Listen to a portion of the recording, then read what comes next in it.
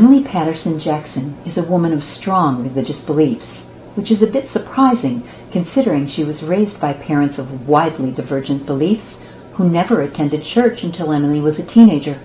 Yet this 38-year-old woman's devotion to her faith has formed her life and shaped the world she and her husband Sam have created for their family of 4 children.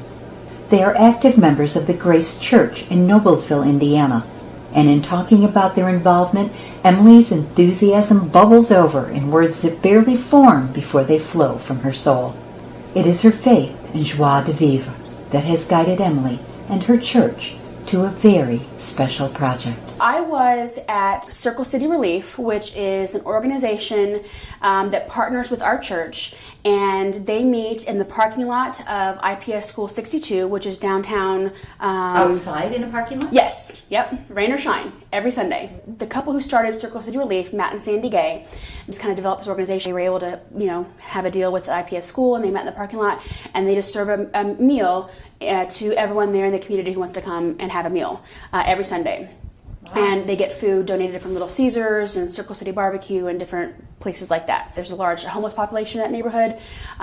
There's an adult housing facility with adults with special needs. There's just a lot of things going on in that area where there's a kind of a great need. So I was down there last June to sign up kids in that community for our VBS at Grace. We were going to provide a bus to go down and pick them up and bring them up to church for the VBS program, and then take them and then feed them lunch, and then take them back to their community. So I'm there at my little table, and this little boy comes up to me, and he's probably about 8 or 9 years old, and he asked me if we haven't had any books to give away. I didn't really know anything about Circle City because I hadn't been there before, and it was my first time, and so I said, look, I don't know. Let me find somebody who can, answer your question, because he came up with his uncle. He and his uncle came up, and so. I got another volunteer. She came over, and I said, hey, this little boy wants to know if we have any books to give away. And the volunteer, her name was Lynn, and she said, every once in a while we'll get books that we can give away, but it's not something we do regularly here. And so then Lynn suggested to him, she's like, but you know what? Hey, you can go check out a book from your library at school, and that way you could have a book to take home. And he said, the books to check out from our school library we are not allowed to take home. It was the first time I realized that the kids in the IPS schools are not allowed to take books home that they check out because they won't come back. Understandably so. Is that in every school? I don't know if it's in every IPS school, but in the ones who are in the lower socioeconomic areas, that is the case. And I was surprised. Because first of all, I was surprised to find that out. But then second of all, on the heels of that was, it made sense because they have very limited resources, the media specialists do, and likely the books would not come back. And so I understood why they wouldn't let them take them home.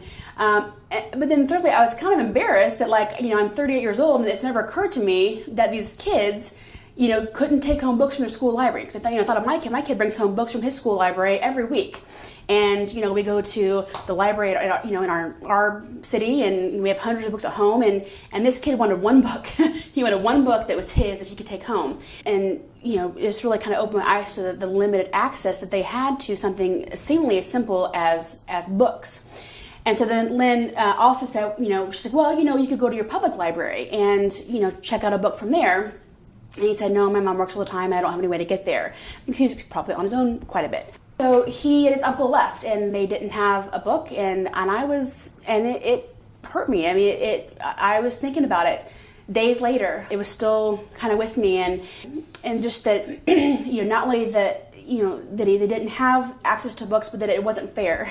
It wasn't fair that, just because of where he lives, he didn't have the same access to books that my kids do.